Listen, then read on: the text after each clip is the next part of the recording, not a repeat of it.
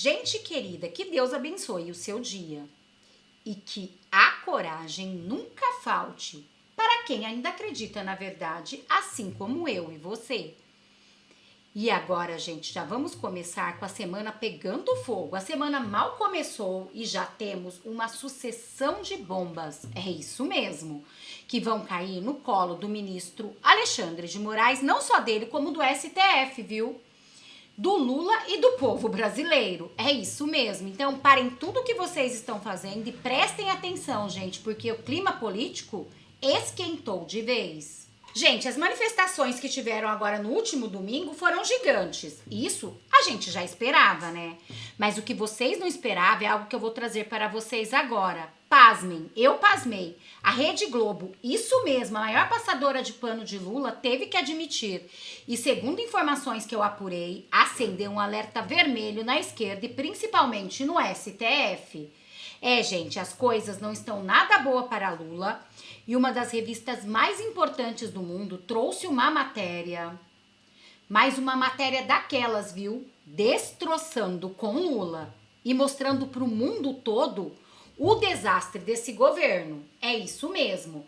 Mas a cereja do bolo vai vir mesmo na hora que vocês verem um apoiador de Bolsonaro ao vivo revelar algo estarrecedor que envolve o seu filho menor e que vai te deixar de queixo caído.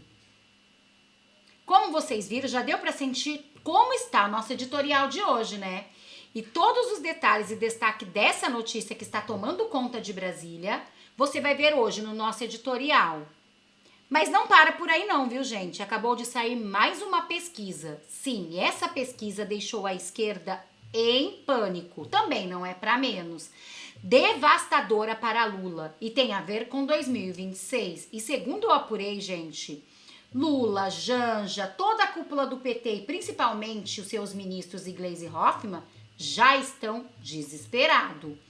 Ainda temos um vídeo do sósia de Lula que está circulando nas redes, que está dando o que falar. E é lógico, né? Eu não ia deixar de trazer para vocês. Bom, gente, como vocês podem ver, o vídeo de hoje está pegando fogo. Só não esquece de curtir, compartilhar, comentar, deixar o seu like, se inscrever no canal. Não vou ficar dando muito resumo para o vídeo não ficar muito longo. E já vamos começar com o vídeo que eu preparei para vocês, gente, que vale muito a pena vocês conferir. Ao começar com um debate quente entre um petista e um ex-ministro de Bolsonaro, que vem dando o que falar. Olhem isso. Ciro Nogueira parte para cima de petista Maria do Rosário. E simplesmente de forma nenhuma. O Congresso cumpriu seu papel. A sociedade brasileira não aguenta mais impostos, não aguenta essa irresponsabilidade fiscal. Eu divido completamente do que falou a deputada. Nós temos hoje 15% de juros nesse país. Que setor produtivo aguenta 15% de juros nesse país? E esse discurso, essa mentira que grande parte da mídia chapa branca desse país está comprando, que o IOF só atinge quem viaja para o exterior, eu pergunto à minha amiga Maria do Rosário, aquela pessoa que vai ali na Casas Bahia, compra um eletrodoméstico com muito sacrifício, às vezes 24 vezes, não paga IOF? Isso é uma mentira, uma falácia que nós temos nesse país. E IOF é um imposto regulatório, não é para se usar para arrecadar como o governo quer. E o governo confessou isso, porque diz que tem um déficit gigante das suas contas públicas, fruto da sua irresponsabilidade fiscal. O que estão fazendo com as nossas estatais, que no nosso governo davam um lucro recorde, e vocês, por colocarem sindicalistas, pessoas incompetentes, estão assaltando as nossas estatais, dando um rombo gigantesco. E aí, toda hora, se vai aos cofres do contribuinte, ao bolso do contribuinte. Você imagina, a cada 36 dias, aumentar imposto no país, como esse governo colocou em prática? Isso é irresponsabilidade, isso não tem programação.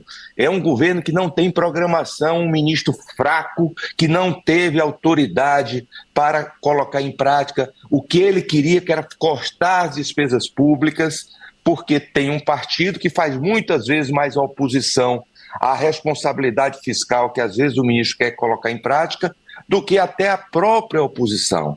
É isso que acontece. Nós temos hoje no país apenas um chefe de Estado, que é o Lula, mas ele não é chefe de governo. Ele tem que parar mais, Maria do Rosário, aqui no país para governar, assumir as suas atribuições. E isso ele não tem feito. E olha, o Congresso Nacional decretou um chega. Chega de assaltar o bolso do contribuinte. E não é das camadas mais ricas que eles querem, não. É do povo que faz o seu financiamento, o seu crediário. E isso tem que ficar bem claro, apesar de muita gente da mídia querer esconder isso. Saiba que por pouco tempo, que se dependesse de mim, Maria do Rosário, nós não teríamos nada nesse governo, porque nós não temos identificação, nós não temos identidade com esse governo. O seu presidente pensa, até hoje, que entregando cargos para os partidos, como ele fez no passado, esconder isso. Saiba que por pouco tempo, que se dependesse de mim, Maria do Rosário, nós não teríamos nada nesse governo, porque nós não temos identificação, nós não temos identidade com esse governo. O seu presidente pensa, até hoje, que entregando cargos para os partidos, como ele fez no passado e fazia, e graças ao presidente Bolsonaro isso acabou nesse país, porque a população está vigiando agora o voto dos deputados, tá? Graças a Deus, quando as pessoas votam no país, agora acompanha o trabalho dos parlamentares. Isso foi fruto do presidente Bolsonaro, que usou as redes sociais para ter uma mídia alternativa nesse país que vocês querem censurar. E eu quero lhe dizer que eu tenho muito orgulho de ter sido do governo passado. Tenho muito orgulho. E não foi por falta de convite que eu não estou nesse governo, é porque eu não acredito nesse governo. E eu vou ficar até o último dia contra esse governo que tem feito tão mal ao país. Me responde, por que os juros estão 15%? A culpa ainda é do Roberto Campos? Ainda é do Roberto Campos? Você sabe que não. É fruto da irresponsabilidade. Deixa eu falar. É fruto da irresponsabilidade fiscal do seu governo. Eu quero cortar, não é o pé de meia, não, que é um bom programa. Eu quero cortar o cargo da companheirada do seu partido, que você colocou aí, que Brasília agora está infestado de lobista e de companheiros do partido, fazendo muito mal ao Brasil. Isso é que eu quero cortar. Cortar metade desses ministérios que não servem para nada, a não ser para acomodar pessoas incompetentes do seu governo. Isso que acontece. Realmente uma lavada de cara nela, né, gente? Mas agora, olhem isso. Nem o MST aguenta mais o Lula. Olhem, é isso mesmo. A maior e a pior reforma agrária do mundo. Quando a gente pega os números, a gente vê que a reforma agrária no Brasil, ela realmente serve para agradar setores radicais da esquerda, mas quando você vai olhar os números, ela é um fiasco. Ela é um fiasco. Pelo volume de terra que foi distribuído, pelo volume de pessoas que recebeu terra. O volume de terra entregue para a reforma agrária é maior em área do que o volume de terra usado na produção do agronegócio. O agronegócio, que produz 25% do PIB brasileiro, ocupa uma área menor do que a área da reforma agrária. Que é uma área gigantesca, nós estamos falando de quase 80 milhões de hectares, e que não produz nada de volume expressivo. Tanto é que muita gente no movimento dos sem terra, que ganhou terra e que virou assentado, continua a receber Bolsa Família. Quando a gente pega os números, e houve uma CPI do MST, o professor Chico Graziano chegou a apresentar os integrantes da CPI, isso foi no ano passado, ele apresentou e disse o seguinte: para assentar uma família em valores de hoje, já aumentou um pouquinho, porque foi no ano passado, mas ele falou em R$217 mil por família. Só que a renda anual dessas famílias é R$3.500 por ano, o que dá uma média inferior a R$300 por mês. Como é que se pode viver, como é que uma família pode viver com R$ 300 por mês? Qualquer investimento conservador de R$ 200 mil por ano renderia por ano, descontado na inflação, alguma coisa como 12, 13 mil reais por ano. Ou seja, mais de R$ 1.000 por mês contra R$ 300. Então o governo investe, R$ 217 mil em média para assentar uma família, e essa família vai conseguir produzir no campo alguma coisa como R$ 300 por mês. É um programa que favoreceu a produção no campo? Não. Trouxe melhoria para a qualidade de vida das pessoas que estão lá? Não, elas continuam dependentes dos programas do governo. Gente, nem o MST suporta mais o Lula. E agora olhem esta notícia. Até a Globo admitindo. Olhem isso. Vocês viveram para ver. E já, não percam. Vocês não vão acreditar que o que aconteceu com o aliado de Bolsonaro ao vivo envolvendo seu filho menor. Gente, é chocante. E tem a ver com a manifestação, viu? E vai chocar vocês. Foi um ato que tem um simbolismo importante de um ex-presidente que tem ainda apoio popular. Ele é uma liderança que é considerada ainda forte, atrai eleitores, tanto que a gente viu governadores ali, mas Bolsonaro quer mostrar a sua força de mobilização. Mas eu acho que o mais importante do discurso de Bolsonaro é o conteúdo político eleitoral. Isso ficou muito claro. Ele quer mostrar que ele tem ainda um capital político que será decisivo no ano que vem. Mesmo ele não estando no processo eleitoral, não podendo concorrer no ano que vem, ele quer mostrar que ele tem um capital político e que este é um grande valor para ele. E o que a gente viu foi, especialmente no discurso de Bolsonaro, ele reforçar isso. 2 vezes ele pede para as pessoas que estavam ali assistindo seu discurso que lhe deem 50% da Câmara e do Senado nas eleições do ano que vem. Ele chega a falar que se ele receber isso, ele diz que isso será mais decisivo, trará mais poder do que ter a cadeira de presidente da República. Estrategista, o nosso presidente já falou. As eleições de 2026 vai fazer toda a diferença, porque se tiver metade do Senado e metade da Câmara, aí sim, gente, ele muda esse país, independente de ser ele na cadeira ou não. Alguém indicado por ele. Realmente esse é o maior desespero da esquerda e principalmente do STF, que sabe muito bem que vai acontecer, né? As cadeiras do Supremo vão ser substituídas. Mas agora, olhem, vocês não vão acreditar nisso que aconteceu ao vivo.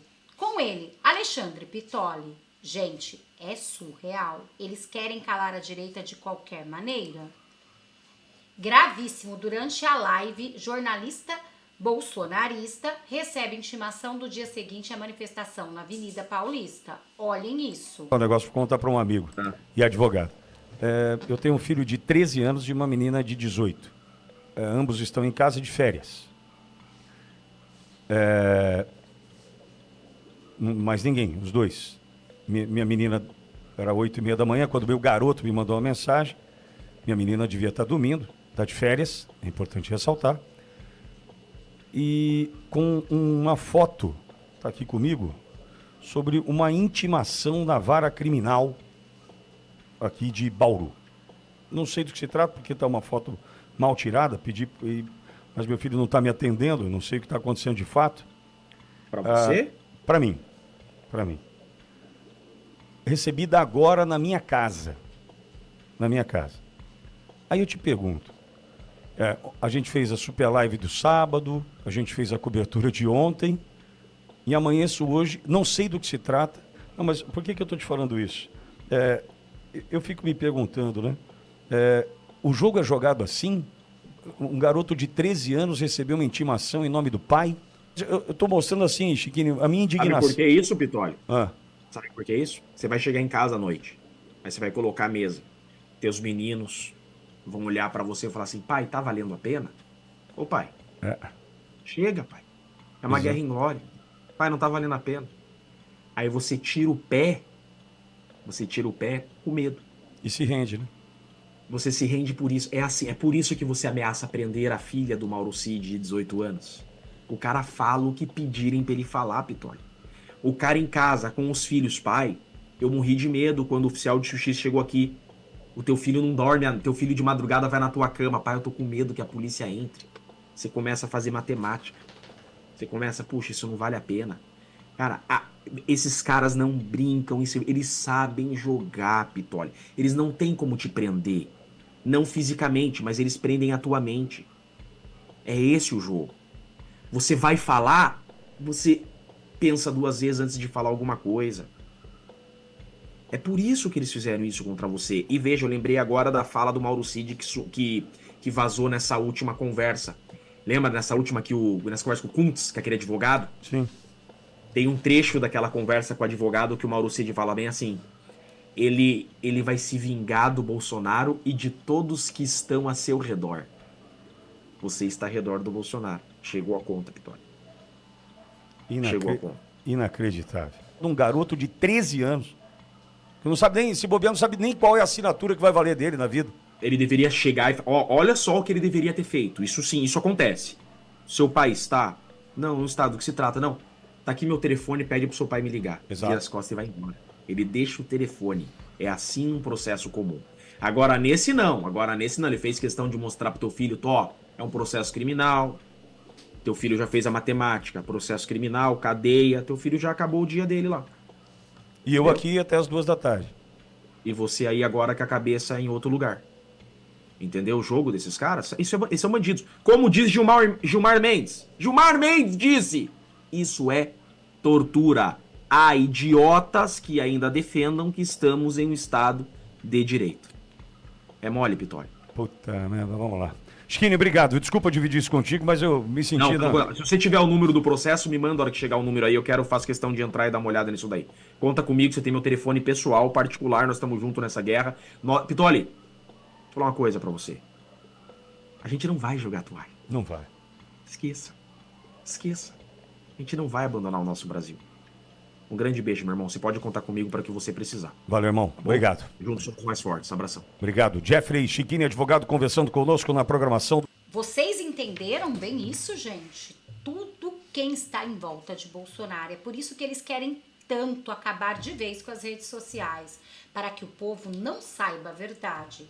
Moraes, eu sou médico, cardiologista, sou vereador do PL em Jaboticabal, o 3º colocado, iniciei na política aos 70 anos de idade, pelo primeiro mandato, depois de ser fotografado na Vida Paulista com o chapeuzinho. Eu tenho essa semelhança com aquele senhor que está em Brasília, e para disfarçar essa semelhança, que eu não tenho como disfarçar, então não me pinto e não me maquei, eu uso o chapéu do Brasil e do Bolsonaro, levando a mensagem de união. Na verdade, eu quero diminuir o rancor e melhorar o humor. É o que o Brasil precisa, mais sorriso, para poder gerar mais renda e gerar felicidade. E o senhor é o Lula do bem? Lula do bem. O senhor que escolheu esse nome ou as pessoas que tinham? Não, as pessoas, há 40 anos, desde o saudoso Luiz Guimarães, quando o Lula fazia passeadas lá em Campinas, eu estudei na Unicamp, já existia isso. O Lula foi uma pessoa muito querida no passado. Hoje, infelizmente, ele é odiado. Então ele é odiado. Ele comprou esse clima. E eu, como uma pessoa que dele, procuro fazer o oposto. Aqui é a pessoa que abraça a ideologia de esquerda, abraça a ideologia de direita, mas abraça as coisas boas para o nosso país. E quais as motivações do senhor para estar aqui hoje nessa manifestação? A minha motivação é a seguinte: essa aqui é minha filha, doutora Ana Angélica, tem 36 anos de idade. Ela tem a mesma profissão minha. Eu tenho 2 filhos, eu tenho 4 netos. E a minha motivação são meus netos. O que esses meus netos vão ter futuramente? Aquilo que eu, com 70 anos, como vou, plantei. Esse é o meu sonho, melhorar o país, os netos do Brasil. Mas agora, olhem esta verdade, que tem deixado eles em pânico. Paraná pesquisa, 67% não acreditam na promessa de picanha e cerveja. A pesquisa de opinião ouviu 2.020 pessoas entre os dias 18 e 22 de junho, em todo o estado, no Distrito Federal. A concepção da maioria dos brasileiros, segundo o levantamento do Instituto Paraná Pesquisa, é de que até o fim do governo do presidente Luiz Inácio Lula da Silva do PT, não estará mais fácil incluir a dupla de picanha e cerveja nas compras do mês. Os dados foram divulgados na manhã desta segunda-feira, dia 30. De acordo com a pesquisa, 67,1% dos entrevistados acreditam que a dupla não estará mais acessível ao bolso até o final do governo. Durante a campanha passada, Lula elegeu o churrasco de picanha como um símbolo da prosperidade que traria para a população. Mas ofereceu abóbora, né, gente? E olhe lá se o povo vai conseguir comprar abóbora, porque chegou num ponto que tá difícil até de tomar aquele cafezinho do brasileiro, que é tão importante para nós. Por um outro lado, segundo a pesquisa, 26,3% disseram confiar que haverá melhoria nas condições econômicas até o fim do mandato do petista. Outros 6,6% não souberam ou preferiram não opinar. Porém, olhem o que disse a maior passadora de pano de Lula. Este governo não tem estratégia, não tem planejamento e também não tem agenda, como eu sempre coloco aqui. Qual que é a agenda do governo Lula? Qual é? O que o governo Lula vai defender para 2026 como bandeira? Que a gente faz esse debate aqui o tempo todo. Não tem. Qual que é, Valdo, a embalagem? Qual o produto que eles vão vender para o eleitor, do ponto de vista de vitrine eleitoral? Não tem. Então, o Congresso, de fato, farejou esse governo fraco, porque é um governo que vive de glórias passadas, e muitas glórias importantes, que hoje, como a gente vê nas pesquisas, as pessoas entendem como direitos adquiridos, acham que nenhum presidente, seja de esquerda, de direita, de centro, vai tirar esses programas sociais, por exemplo, mas as pessoas estão olhando para frente, as pessoas não estão olhando para trás. O que foi. E agora, para frente? Então, a parte da negociação também é olhando para frente, como eles vão fazer essa composição de palanques com partidos. Eu acho muito difícil eles conseguirem fechar com partidos que não sejam de centro, esquerda e de esquerda. Por exemplo, o próprio União Brasil. Mas pode ser uma aposta. Você pode ter parte, porque os partidos eles são fragmentados, né? Então, assim, pode ser um aceno. Daqui a pouco a gente vai falar dessa disputa do União Brasil, mas é importante você ter trazido, porque para mostrar que não tem a ver essa conta só com esses projetos. Até o dado de sexta-feira eu falei, qual que é a base do governo? Ele falou, depende, para qual projeto? Mas a resposta é, não tem base. Porque a outra resposta seria, tantos deputados, tantos senadores. Então, assim, você tem que ficar caçando deputado, senador, para aprovar matéria A, B ou C, você não tem uma base formada. É isso, né, gente? Até na Globo. E agora, olhem essa notícia internacional. Lula perdeu influência fora e é impopular no Brasil, diz The Economist. O presidente brasileiro é criticado por favorecer relações com o Irã, China, Rússia, detrimento dos Estados Unidos. Matéria também aborda a aproximação de representantes do bolsonarismo a Donald Trump. A revista britânica The Economist afirmou que o presidente Luiz Inácio Lula da Silva do PT, aspas, perdendo influência no exterior e se tornando cada vez mais impopular no Brasil. Na publicação, a postura do mandatário brasileiro é criticada por tornar o país mais hostil ao Ocidente e pela falta de aproximação com os Estados Unidos, desde que Donald Trump assumiu a presidência. O artigo também atribuiu a queda na aprovação interna do petista ao crescimento do número de evangélicos e a reputação do PT ligada à corrupção. Vale lembrar, gente, que essa é uma revista The Economist, portanto não é aqui, tá, do Brasil. O mundo todo já sabe quem é o governo Lula. É por isso que eles querem, de alguma maneira, colocar igual uma censura, como eles disseram que eles são todos favoráveis no STF, a censura, segundo Gilmar Mendes, aspas, do Xi Jinping, né? A gente sabe por quê. Porque aí o povo pode, quem sabe, acreditar que o governo pode melhorar. E olha que tem gente que ainda acredita. A publicação classifica como agressivo o tom adotado pelo Ministério das Relações Exteriores brasileiro durante o confronto entre Israel e Irã, quando Itamaraty publicou uma nota afirmando que o governo, aspas, condenava veemente os ataques feitos pelos Estados Unidos a instalações nucleares iranianas. A revista também afirma que a aproximação entre o Brasil e o Irã pode se estreitar durante a cúpula do BRICS na próxima semana. Aspas, originalmente, ser um membro ofereceu ao Brasil uma plataforma para exercer influência global, agora faz o Brasil para ser cada vez mais hostil ao Ocidente, fecham aspas, diz a matéria. É Lula sempre envergonhando. Gente, ele não me representa. Eu sei que ele é o presidente agora, mas o meu presidente de coração é Bolsonaro. E eu quero saber o de vocês, mesmo já sabendo. Mas deixa aqui nos comentários pra gente reforçar isso e eles entenderem que nós não vamos deixar Bolsonaro. E por mais que eles tentem derrubar a direita está mais forte do que nunca. A The Economist afirma que Lula não fez nenhum esforço para estreitar laços com os Estados Unidos desde que Donald Trump assumiu o poder em janeiro de 2025. Em vez disso, Lula corteja a China, diz trecho do artigo que destaca a preferência do petista por se aproximar ao líder chinês Xi Jinping e de Vladimir Putin da Rússia. A matéria acrescenta que o petista se aproximou da Europa, mas não exerce o pragmatismo necessário a não dialogar com o presidente argentino Javier Milei, por diferenças ideológicas, fecham aspas. A revista menciona ainda a recente queda da aprovação de Lula, justificando a perda de popularidade pela inclinada do país para a direita, associada ao aumento de número de evangélicos e a ligação feita pela população do PT à corrupção. O artigo contrapõe essa situação à aproximação entre representantes do movimento MAGA, Make America Great Again, e aliados do ex-presidente Jair Bolsonaro. Bolsonaro provavelmente será preso em breve por supostamente planejar um golpe para permanecer no poder após perder as eleições de 2022. Ele ainda não escolheu um sucessor para liderar a direita, mas se o fizer, a direita se unir a essa pessoa antes das eleições de 2026, a presidência será deles. Concluiu o texto. Todos já sabem que a direita é maioria no Brasil. E sabe por quê, gente, cresceu esse número tão grande de evangélicos, de pessoas crentes, de pessoas cristãs e tementes a Deus? Porque a gente sabe que o único que pode mudar a história do nosso Brasil neste momento, mudar a história do nosso amado presidente de coração Bolsonaro, é Deus. Porque o impossível a gente deixa para ele. E se você, assim como eu, acredita em Deus e sabe que ele vai mudar a história do nosso Brasil, deixe aqui nos comentários "Volta Bolsonaro" e mostre para eles que a direita está mais forte do que nunca. Bom, gente, eu vou ficando por aqui para o vídeo não ficar muito longo. Só não esquece de curtir, compartilhar, comentar, deixar seu like e se inscrever no canal. Também, gente, deixa aqui o seu nome, de qual cidade vocês estão falando, pra gente se conhecer um pouco melhor.